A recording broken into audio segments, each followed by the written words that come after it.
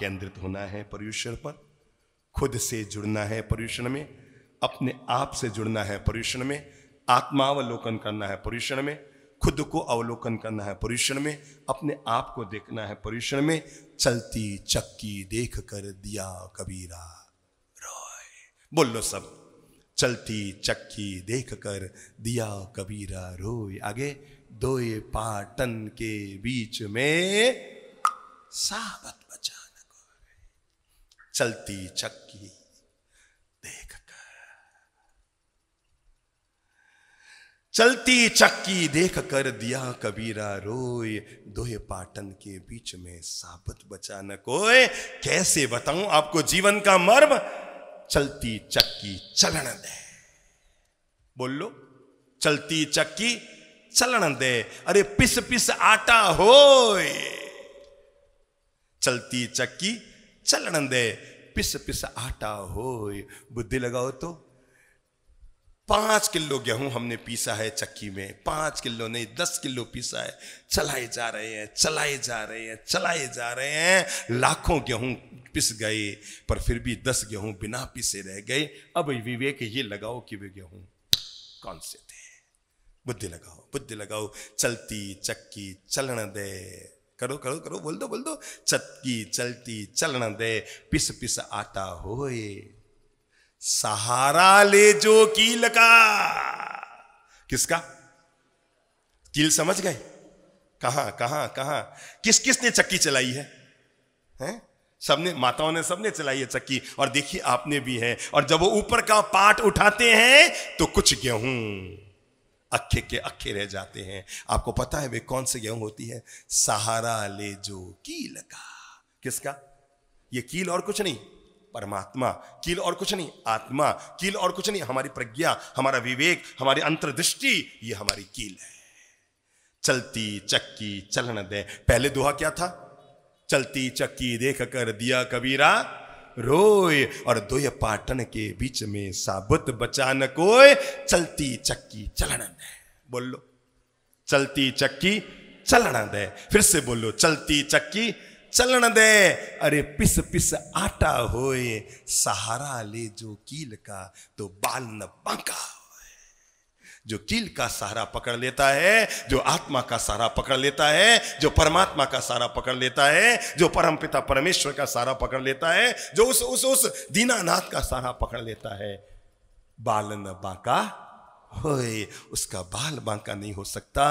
आओ अब हम पर्युषण पर्व के उस खास बात में प्रवेश करते हैं, जो बातें हमारी जिंदगी में जीने के लिए और समझने के लिए बेहद महत्वपूर्ण है, बेहद ज्यादा जरूरी है। ये जिन धर्म, ये महावीर का महामार्ग, ये महावीर की महाअहिंसा हमें जीवन का यही तो पाठ पढ़ाती है। हम जीवन को बहुत प्रेम से, बहुत मिठास से, बहुत आनंद से, बहुत बहुत बहुत बहुत धैर्य से अपने जीवन को जिए। जिसके जीवन में सदाचार है, सब बोलेंगे, जिसके जीवन में सदाचार का संचार है। सब बोलो, जिसके जीवन में सदाचार का संचार है। मैं आपको ही आपका मतलब बता रहा हूं, ठीक है ना? आपको ही आपका मतलब बता रहा हूं कि हम कौन हैं। जिसके जीवन में सदाचार का संचार है। दोबारा बोल लो, जिसके जीवन में अहिंसा जिसका अलंकार है। अहिंसा जिसका अलंकार है, जिसे जीव मात्र से प्यार है। जिसके जीवन में सदाचार का संचार है, अहिंसा जिसका अलंकार है, जिसे जीव मात्र से प्यार है, जो स्वयं गुणों का भंडार है, जिसमें नम्रता है। बोलो, जिसमें, मैं आपको अपनी पहचान करा रहा हूं कि आप कौन हैं। जिसमें नम्रता है, जिसमें सरलता है, जो बुराई से टलता है और सच्चाई पे चलता है।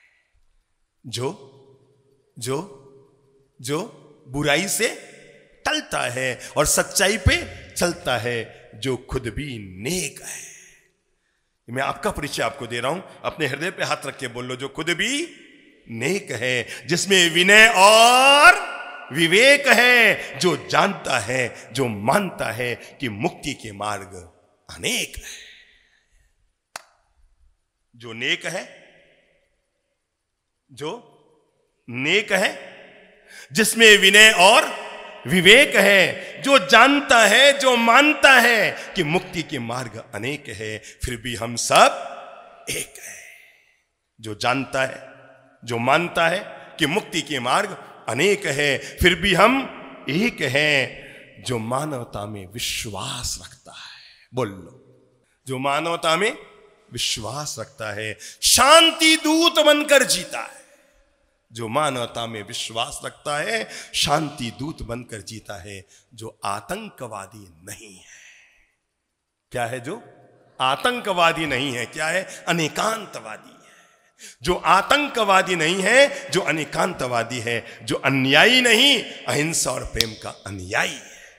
जो, बोलो, जो अन्यायी नहीं, अहिंसा और प्रेम का अनुयायी है, जो भगवान श्री महावीर का फैन है।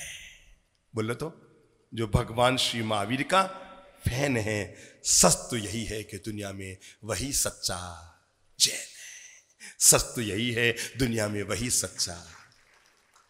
अपने आप के लिए तबीयत से ताली बजाकर खुद का अभिनंदन कीजिए। सच्चाई तो यही है, जो भगवान श्री महावीर का फैन है, जो आतंकवादी नहीं, अहिंसा और प्रेम का अनुयायी है, जो अन्यायी नहीं, भगवान महावीर का फैन है, वही दुनिया में सच्चा जैन है। पर्युषण पर्व के करणीय कर्तव्य में पहला कर्तव्य, 10 बातें हम आपसे अनुरोध करेंगे। पर्युषण का जो करणीय कर्तव्य भगवान ने कही हैं, उनमें 10 प्रमुख बातें कही हैं जो हर व्यक्ति को पर्युषण पर्व में 10 बातों को जरूर जीना चाहिए। मैं कह रहा हूं पर्युषण में, पर आपको लगेगा ये ऐसी बातें हैं कि जिंदगी भर तक हर इंसान को जीनी चाहिए। समझ रहे ना? आपको लगेगा ये ऐसी बातें हैं कि जिंदगी भर तक हर इंसान को जीनी चाहिए। मैं 10 बातें आपसे अनुरोध कर रहा हूं। नंबर 1, सामायिक। सामायिक यह पवित्र अनुष्ठान है। कहते हैं कि कोई व्यक्ति 1 करोड़ सोनइयों का और मोहरों का दान करता है। कितना? 1 करोड़ सोनइयों और मोहरों का दान करता है, तब भी सामायिक करने वाले का पुण्य उससे कहीं ज्यादा होता है। क्यों? क्योंकि सामायिक समता की साधना है। देखो भाई, विषमता का वातावरण तो दुनियादारी में होगा। आप सोचें कि आपके पतिदेव हमेशा आपके मन के अनुकूल रहे, यह संभव नहीं है। जैसे शादी के शुरुआत में वो कैसे हाँ जी करते थे, और 10 साल के बाद नाजी नाजी में आ गए, है ना? तो ये तो जीवन में बदलाव आएगा। हमेशा सब कुछ आपके मन के अनुकूल हो? अरे भाई, ये तो सबके घरों में हुआ ना कि विवाह के दिन आपके बेडरूम में फूलों की पंखुड़ियां, फूलों की मालाएं, और क्या थी? परफ्यूम। बोलो भाई, मेरे काम नहीं पड़ा तो भी मैं बोल रहा हूं, आपके तो काम पड़ा ना, बताओ ना। सुनी सुनाई बातें बोल रहा हूं, पर ये सही है ना? आपके रूम में ये सब सजा हुआ था, और 10 साल के बाद उसी रूम में झंडू बाम, लाल बाम, हरा बाम, आधा मेडिकल स्टोर कोथाय किधर है? किधर है? आदमी के अपने बेडरूम में है। मुझे इतना सा बात बताओ, इसका जवाबदार कौन है? ये आपके बेडरूम में हरा बाम है, लाल बाम है, झंडू बाम है, सर दर्द की गोलियां हैं, टेंशन की गोलियां हैं, नींद न आने की गोलियां हैं, ऊपर तो एसी चल रहा है और दिमाग में हीटर चल रहा है। क्या गजब है! फुटपाथ पर तो एक मजदूर खर्राटे भर के नींद ले रहा है, और एसी में 1 फुट मोटे गद्दे पर सोया वो अमीर आदमी करवटें बदलते रहे सारी रात। आपको मैं एक खास बात बता रहा हूं, आप सुखी हैं कि दुखी हैं? थर्मामीटर दे रहा हूं आपके हाथ में। अगर बिस्तर पर जाते ही 3 मिनट में आपको नींद आ गई, तो आप समझ लो दुनिया के सबसे सुखी आदमी। कितने मिनट में? 3 मिनट में आप गए, जाकर सो गए, शुरू हो गए, घर के जाने मर गए और आप करे आनंद, वो वाली हालत हो गई। नंबर 2, अगर 13 मिनट भी करवट बदलने के बाद आपको नींद आ रही है, तो सावधान हो जाइए, दुख के दिन आने वाले हैं। अब आप टेंशन में उतरने वाले हैं, अब आपको मानसिक माथाफोड़ी होने वाली है, सिरपच्ची होने वाली है। पर 30 मिनट तक करवट बदलने पर भी आपको नींद न आए, कौन से दर्जे में आप? बीमारी के दर्जे में हैं। अब करवटें बदलते रहो, नींद नहीं आएगी। सामायिक व्यक्ति को शांति देती है, सामायिक मन को सुकून देती है, सामायिक जीवन की साधना देती है, सामायिक हमें सावध्य कर्म से बाहर निकालती है, हिंसा के दोष से बाहर निकालती है, हमारे जीवन में किसी प्रकार का मन वचन काया से कहीं कोई गलत कर्म ना हो जाए, हम इससे बाहर निकालती है। दूसरा धर्म जो जोड़ने लायक है, पहला मैंने कहा हर व्यक्ति संकल्प रखे मैं सामायिक व्रत करूंगा, मुंह से बोल दो, चाहे जैसा विषम वातावरण आ जाए। अरे गज सुकुमाल मुनि अगर अपने सिर पर धधकते हुए अंगारे डलवा सकते हैं, मैं कम से कम किसी के 2 कड़वे शब्दों को तो सहन कर ही लूंगा। दूसरा निर्णय हम इस पे उतरते हैं और वो है पर्युषण में करणीय कर्तव्य, भगवान की भक्ति। मुंह से बोल लो भगवान की भक्ति, एक और बोल लो भगवान की भक्ति।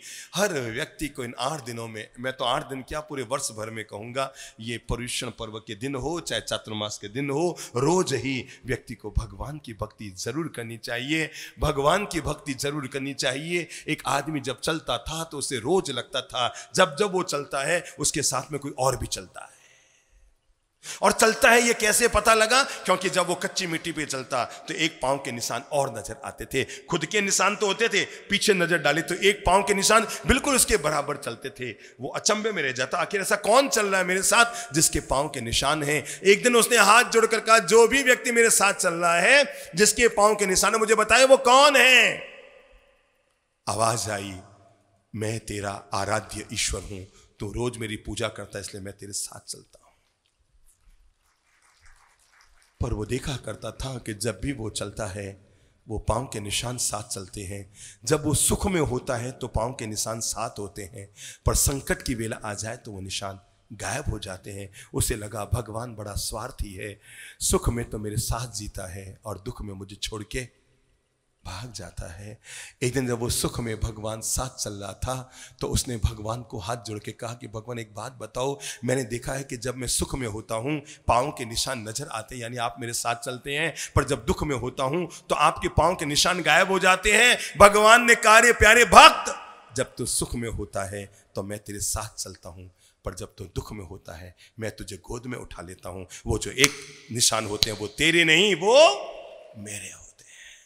इसलिए भगवान की भक्ति तो हर इंसान को अपने जीवन में जरूर करनी चाहिए, जरूर करनी चाहिए। अंतिम बात आज की कहकर फिर अपन कल प्रवेश करेंगे, पर वो न सुनी तो आज का प्रवचन अधूरा रह जाएगा, और वो है हर किसी व्यक्ति को यथाशक्ति इन पर्युषण पर्व के 8 दिनों में सुपात्र दान, अनुकंपा दान, अभय दान अपने हाथ से जरूर करना चाहिए, जरूर करना चाहिए। हम सामान्य दिनों में जो खर्च करते हैं उसका अलग पुण्य होता है, पर पर्युषण के पवित्र दिनों में जो हम खर्च करते हैं उसका अलग मतलब होता है। आप बहुत ज़्यादा सज धज कर कहीं जाएंगे और बिना किसी कारण के तो ज़्यादा अच्छे नहीं लगेंगे, पर किसी विवाह में ज़्यादा सज धज के जाते हैं तो आप सबको पसंद आते हैं। ये जो पर्युषण के दिन है इसमें हर व्यक्ति को सुपात्र दान अपने हाथ से जो जितना बन पड़े, कमाने के लिए पूरा वर्ष है पर सत्कर्म में लगाने के लिए 8 दिन है। हर व्यक्ति को जरूर जरूर, देखो आप दिया हुआ दान जिंदगी में कैसे वापस लौट कर आता है, और दाता का भंडार कभी भी खाली नहीं होता है। अगर आपको देखना हो ना तो मुझे एक बात बताओ, ये बादलों को पानी कौन देता है? जोर से बोलो, इन बादलों को पानी कौन देता है? ये उदयपुर में आकर के बरसते हैं, हमारी झीलों को भरते हैं, इनको पानी कौन देता है पता है आपको? समुद्र देता है, पक्की बात। पर मैं आपको कैसे बताऊं कि बादलों को पानी सागर देता है, पक्की बात, दिमाग में लो, पक्की बात। अब ये बताओ कितने सालों से दे रहा है? 5-10 साल हो गए या और ज्यादा? कितने सालों से? 25-50 साल तो दे ही रहा होगा ना, इतने साल तो हो ही गए। अगर हम 1 करोड़ वर्ष तक जाएं तब भी इन बादलों को पानी सागर ही दे रहा था। कैसे आपको बताऊं, इन बादलों को ये सागर इतना पानी दे चुका है, इतना पानी दे चुका है, इतना पानी दे चुका है कि अब तक 1 लाख बार सागर सूख जाए इतना पानी ये दे चुका है। कितना पानी? 1 लाख बार सागर सूख कर मिट्टी हो जाए इतना पानी ये बादलों को दे चुका है। पर क्या सागर कभी सूखा है? क्या आप इसका मतलब समझ पाए? जो सागर बादलों को पानी देता है वो बादल सागर को कभी सूखने नहीं देते। अब देखो खास बात, आज तक किसी ने सागर को, बादलों को पानी देते हुए देखा है? बताओ, किसी ने देखा है? देने वाला जानता है और लेने वाला जानता है। वो कहते हैं ना, देने वाला भी सांवरिया सेठ और लेने वाला भी, बस वैसे ही सागर देता है।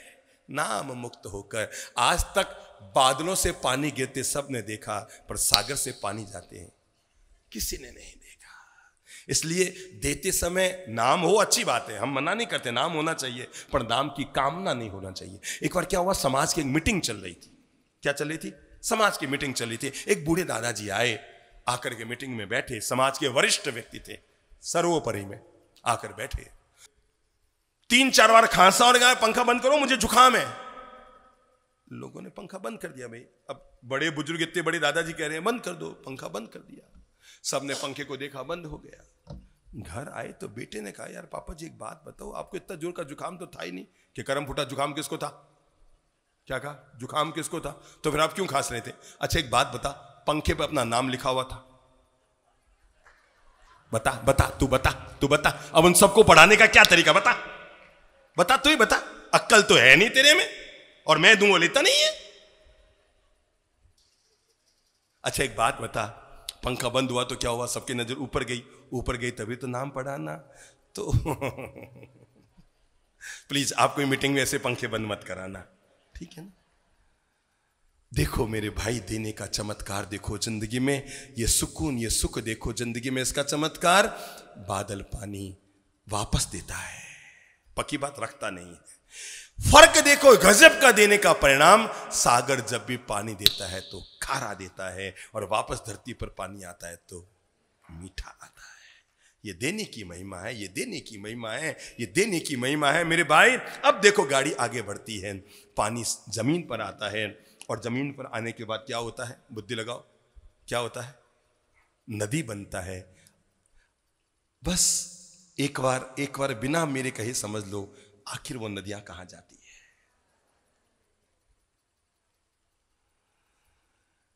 समझ में आया? देने की महिमा समझ में आई?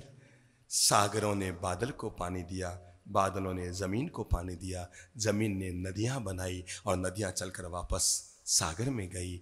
आज तक सागर 1 इंच ऊपर नीचे नहीं हुआ। अरबों वर्षों से पानी दे रहा है बादलों को, पर कभी खाली नहीं हुआ। ये देने की महिमा है। इसलिए हर व्यक्ति को अपनी जिंदगी में जो है, जरूरी नहीं है कि सब कुछ दो, पर जो है वो उसमें से एक अंश अपने हाथ से जरूर देना चाहिए, जरूर जरूर देना चाहिए। जब भी सत्पात्र नजर आए आदमी को, अपनी कंजूसी जीवड़े मत बनो, मक्खी चूस बन के मत रहो। सब कुछ छोड़ छाड़ के चले जाओगे। ये मैं राज बता रहा हूं कि आप सब कुछ अपने साथ भी ले जा सकते हो, समझ रहे हो ना? ये जितने आगे आगे अमीर लोग बैठे हैं ना, सबको बता रहा हूं। आज मैं आपको एक मंत्र दे रहा हूं। अब तक सभी साधु साध्वी कहते रहे सब यहीं छूट जाएगा, सब यहीं छूट जाएगा, सब यहीं छूट जाएगा। बेवकूफ है हम, हैं? छोड़ने के लिए कमाया था, बेकार करवाने के लिए कमाया था।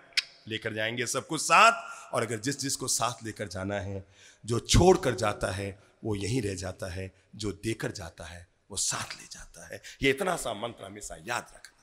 जाने से पहले एक कहानी जरूर सुनाऊंगा, जो आपको दिन भर भी ज्ञान देती रहेगी, और शायद कई वर्षों तक आपको जीवन का ज्ञान देती रहेगी। एक घर में युवा संत का आगमन हुआ। घर में केवल 2 ही लोग थे, ससुर और बहू। ससुर रूम में बैठे थे, हिसाब किताब लिख रहे थे, और बहू किचन में थे। सुबह सुबह 8 बजे एक युवा सुंदर संत का घर में आगमन हुआ, और आते ही कहा दया पाड़ो की धर्म लाभ, और आते ही शुभकामनाएं दी। बहू ने जैसे ही संत को देखा, ओ भगवान पधारो पधारो, घणे मान आपका स्वागत है। भरी दोपहर में आ गए। क्या कहा? भरी दोपहर में निकल के आ गए।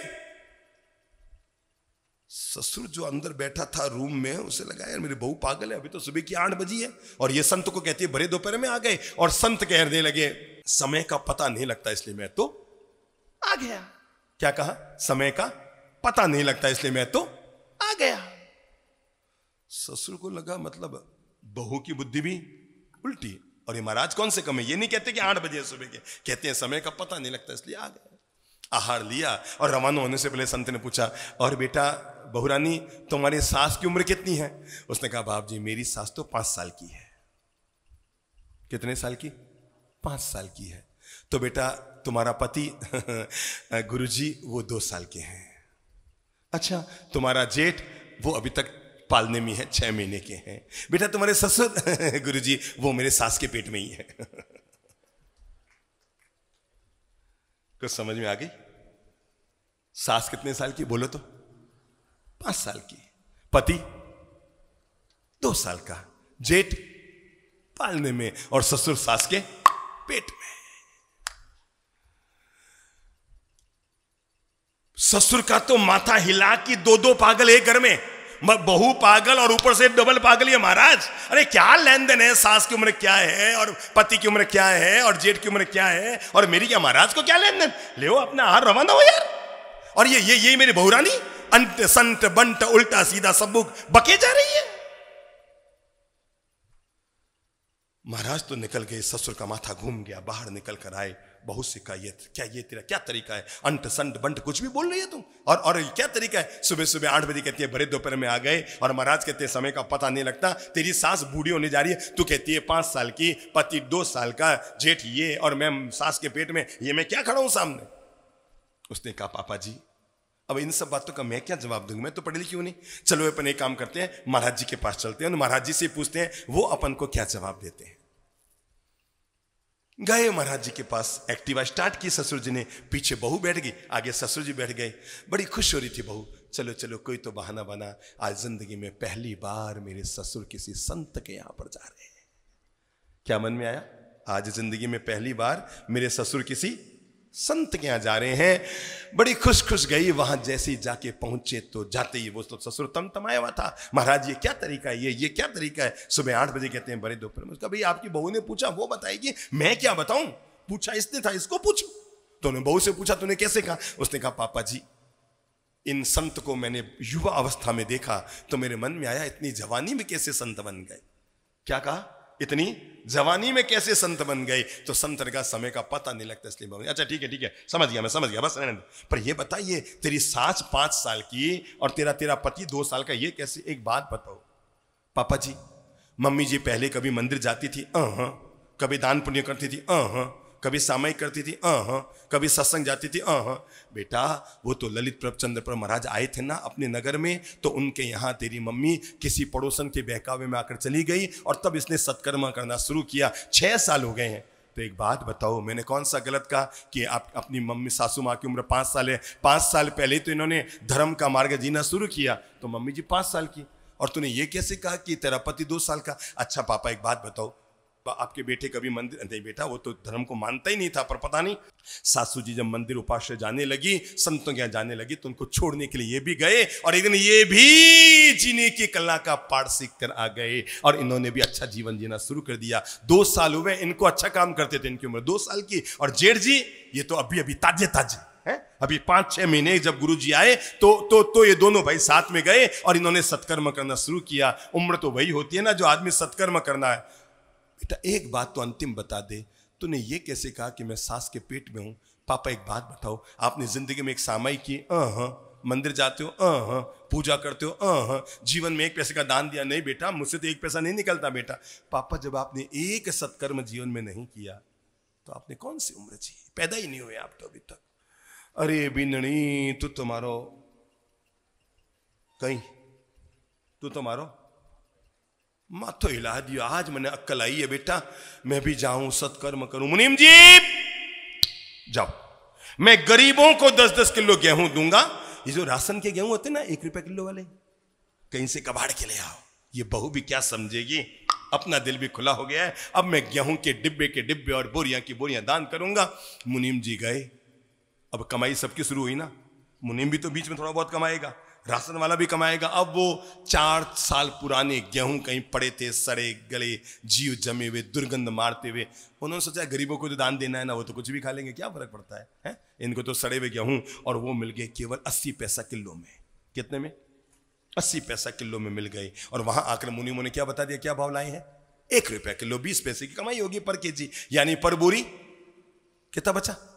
20 रुपया बच गया, उनके तो धंधा हो गया।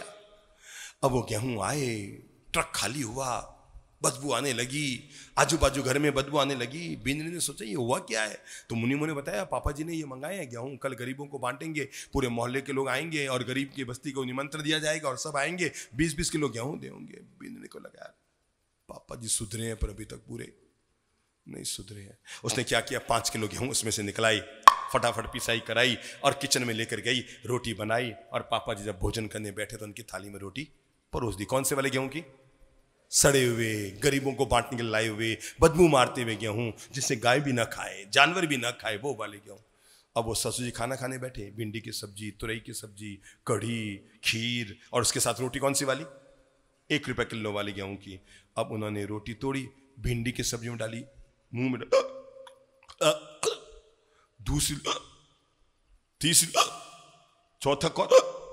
ससुर जी ने कहा बिंदनी ये तूने बनाया क्या? नहीं पापा जी रोज खाना बना। अरे बेटा ये क्या तूने बनाया? मुंह में कौन लेती उपकी आती है, तूने बनाया? नहीं पापा जी कुछ नहीं। अरे बेटा ये रोटी में, नहीं पापा जी कुछ नहीं, रोज जैसे ही तो खाना है। बेटा ये रोटी में आटा कौन सा है? पापा जी जो आपने मंगाया ना अभी, गरीबों को खाना बांटेंगे, मैंने उसी में से निकाला के बनाया। अरे बेटा तू मैंने कहीं जान से मारी है? उस आटे की तूने मेरे लिए गेहूं की रोटियां बनाई है, मुझे जान से मारेगी? नहीं पापा मैंने सोचा आपकी आदत डाल लूं, इस जन्म में जैसा आप खिलाएंगे अगले जन्म में वैसा ही तो खाना पड़ेगा। सोचा आपकी क्या डाल दूं? क्या डाल दूं? मुंह से बोल दो, आदत डाल दो इसको खाने की, नहीं तो बहुत मुसीबत हो जाएगी। अरे बेटा तू तो मुझे पूरा ही सुधार के रहेगी। मुनीम जी ये सारे गेहूं ले जाओ बाहर, गांव के बाहर रद्दी में फेंक दो, बढ़िया वाले। कौन से वाले? सरबती गेहूं, वो जो आती है ना 45 रुपया किलो वाले सरबती गेहूं, वो लेकर आओ। मुनीम जी गए, 20 बोरियां आ गई सरबती गेहूं की, 10-10 किलो के पैकेट बन गए। और पैकेट बनने के बाद अगले दिन सेठ घर के बाहर बैठ गए, आजू बाजू गरीब बस्ती में कह दिया गया सेठ जी आज गेहूं का दान करेंगे। अब वो सरबती गेहूं पैक हुए, एक एक थैली, एक एक थैली, एक एक थैली, एक एक थैली सब गरीबों को दी जा रही है। पता नहीं अचानक बहू को क्या जचा, वो घर की छत पर गई, थाली ली, बेलन ली और घर की छत पर क्या बजा रही है, क्या बजा रही है, क्या बजा रही है? थाली बजा रही है, जोरों से थाली बजा रही है, टन टन टन टन। पड़ोस की सारी महिलाएं इकट्ठी हो गई, अड़ोसी पड़ोसी इकट्ठे हो गए, छतों पर आए। अरे ये क्या हो गया? अरे टन, वो तो बजाई जा रही है थाली। किस में बजाई जाती है? घर में कोई बेटा पैदा हो जाए, पड़ोसियों ने क्या किसी का कुछ फूला हुआ तो देखा ही नहीं था, ये अचानक कहां से प्रकट हो गया? कुछ फूला वूला देखा नहीं, ये अचानक थाली कहां से बजी? बहू ने ऊपर से जोर से चिल्लाकर कहा आज मेरे ससुर जी पैदा हो गए।